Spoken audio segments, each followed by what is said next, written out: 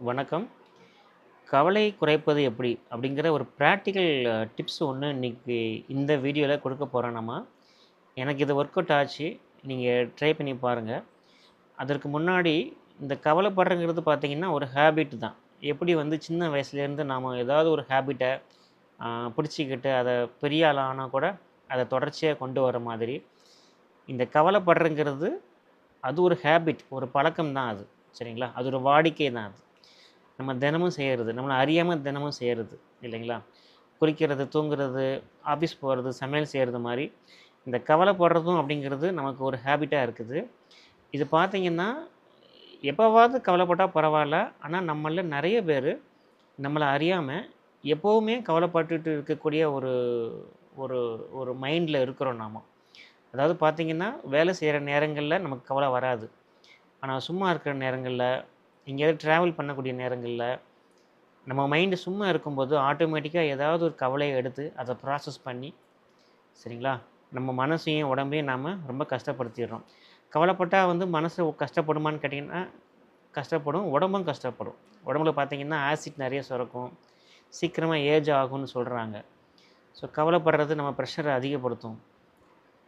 So கவலைப்படுறங்கிறது நம்மளால avoid பண்ண முடியாது அப்படிங்கிற மாரி ஸ்டேஜ்ல நீங்க இருந்தீங்கன்னா, ஒண்ணு செய்யலாம் நாம.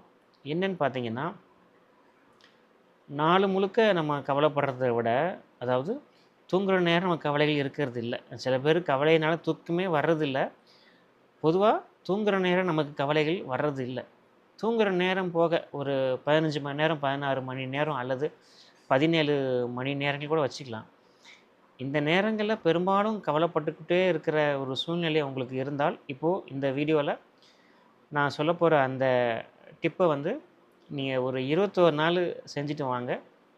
அத செஞ்சீங்கன்னா நாள் முழுக்க நீங்க கவலைப்படுறத விட்டுட்டு, இந்த கவலைப்படுற நேரம் வந்து பார்த்தீங்கன்னா, ஒரு 1/2 அன் ஹவரா குறைஞ்சிரும். அது கூட உங்க ஆப்ஷன் தான். இல்ல நான் கவலையே படாம இருப்பேன்னு சொன்னாலும், இந்த வீடியோ கூட உங்களுக்கு தேவையில்ல. இப்பயே கட் பண்ணிட்டு நீங்க போயிடலாம். இல்ல நான் கவலைப்பட்டு தான் இருப்பேன். எனக்கு கவலைகள் இருக்கு. ஆனா நாள் முழுக்க நான் கவலைப்படுறேன். அத குறைக்கணும் அப்படின்னு நீங்க ஆசைப்பட்டீங்கன்னா, இந்த வீடியோல நான் இப்ப நான் சொல்லப்போற இந்த டிப்ப வந்து கண்டிப்பா உங்களுக்கு ஒர்க் அவுட் ஆகும். இது எல்லாமே முழுக்க முழுக்க ஒரு அ உளவியல். அதாவது நம்ம மனசு சார்ந்த ஒரு விஷயம் தான். இது வந்து ஒரு மாயாஜாலமோ, இல்ல யோகமோ, அ குண்டலினி தந்திரம், இல்லன்னா மேஜிக் அந்த மாதிரி பக்தி, சாமி அந்த மாதிரி எதுவுமே இல்லங்க. இது முழுக்க முழுக்க நம்ம உடம்புக்குள்ள இருக்கிற அந்த மனம் இருக்கு இல்லைங்களா? இந்த மனம், புத்தி, அகங்காரம் இந்த இந்த 3ம் சேர்ந்த கலவை இருக்கு இல்லைங்களா? இந்த மனம் சார்ந்த விஷயம் தான் இந்த கவலைப்படுறங்கிறது. ஸோ கவலைகள்ல 2 விதம் இருக்குது.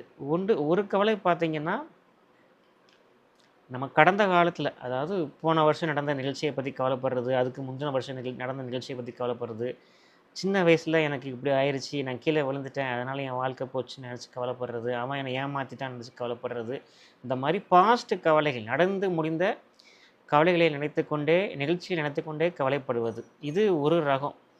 2வது ரகம் பார்த்தீங்கன்னா, கவலைப்படுறதுல, இந்த ஃப்யூச்சர்ல எதுவும் தப்பு ஆயிடுமோ? நம்ம ஃபெயில் ஆயிடுவோமோ? ப்ராஜெக்ட் சக்சஸ் ஆகாம போயிடுமோ? இன்டர்வியூ ஃபெயில் ஆயிருமோன்ட்டு, இனி வரப்போற நிகழ்ச்சிகள குறித்தான ஒரு தவறான அபிப்பிராயம்.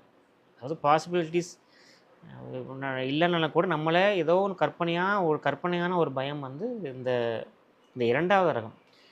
நம்மள்ல பெரும்பாலும் பார்த்தீங்கன்னா, இந்த முதல் ரக கவலை தான் ஜாஸ்தியா வரும் ஒரு நாளைக்கு.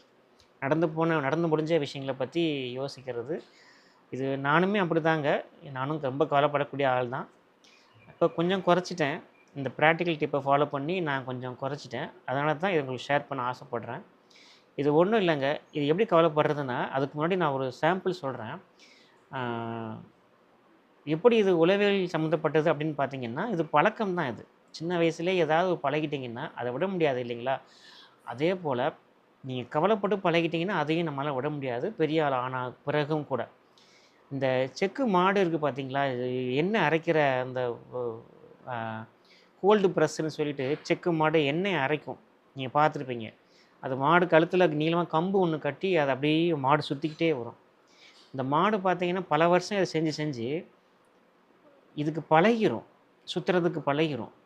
ஒரு ஸ்டேஜில் வந்து வெறும் கம்பு வச்சா கூட அந்த மாடு சுற்றிக்கிட்டே இருக்கும். அதுக்கு தெரியாது நம்ம எண்ணெயை சுற்றுறோம் அப்படிங்கிறது தெரியாது. வெறும் கம்பு வச்சா கூட சுற்றிக்கிட்டே இருக்கும். ஸோ அந்த மாதிரி ஒரு பழக்கம் தான் இந்த கவலைப்படுவது. சரிங்களா?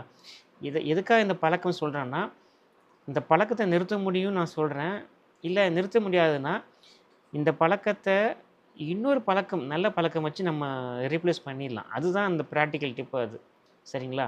இந்த பழக்கம்னு சொல்லும்போது ஒரு சின்னதா ஒரு கதை சொல்கிறேன். உங்களுக்கு நீங்க பாருங்க. ஒரு பையன் இருந்தான். எப்பவும் அவர் ஆத்தங்கரைக்கு போகும்போது கல்ல விட்டு எறிஞ்சிக்கிட்டே இருப்பான். அவனுக்கு அந்த ரொம்ப பழகி, அந்த கல்லு விட்டு எறியறது ரொம்ப பிடிச்சு போய் என்ன ஆச்சு, அவன் ஸ்கூலுக்கு போகாதனால, அவங்க அப்பா, அம்மா ரொம்ப வருத்தப்பட்டுட்டு இருக்கும்போது, ஒரு வியாபாரி வராரு. வைர வியாபாரி வராரு. அவரு இவன வேலைக்கு எடுத்துக்கிறாரு. இவன் வேலைக்கு போறான். அந்த வர வைர வியாபாரி இவன கூப்பிட்டு அந்த ஆத்த கடக்குறாரு.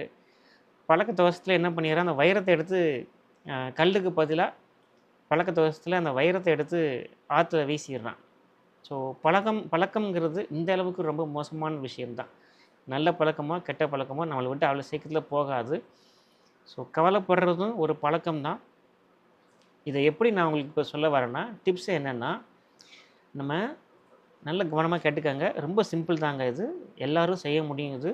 இதுக்காக நீங்க உங்க லைஃப் ஸ்டைல பெருசா மாத்திக்க வேணாம். நீங்க யாரோ அப்படியே நீங்க இருக்கலாம். சரிங்களா? டிப்ஸ் என்னன்னா, நீங்க காலையில குளிக்கிறதுக்கு ஒரு நேரம் இருக்கு இல்லையா?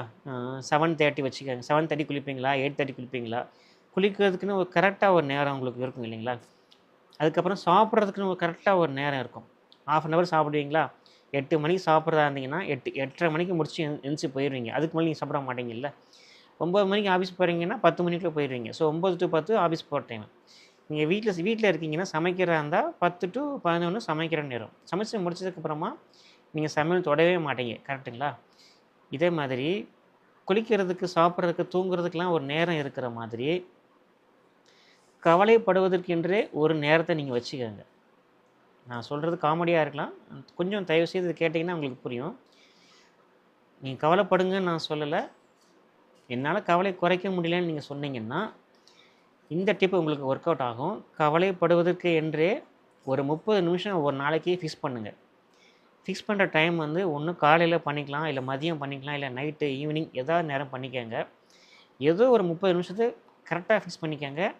ஆனா தினசரி நீங்க இந்த டைம் மாத்தக்கூடாது நீங்க. இப்ப காலைல குளிக்கிற நேரம் நீங்க மாத்துவீங்களா? டெய்லியும் மாத்த மாட்டீங்கல்ல. ஒரே டைம் குளிப்பீங்க தானே. கவலைப்படுறதுக்கும் ஒரு 30 நிமிஷம் ஏதாவது ஒரு 30 நிமிஷம் ஃபிக்ஸ் பண்ணிட்டு, அந்த நேரத்தில மட்டும் கவலைப்பட ஆரம்பிங்க. மணிய பார்த்துக்கிட்டே இருங்க. 30 நிமிஷம் ஆச்சுன்னா, கவலைப்படுறத நிறுத்திட்டு அடுத்த வேலைக்கு போயிருங்க.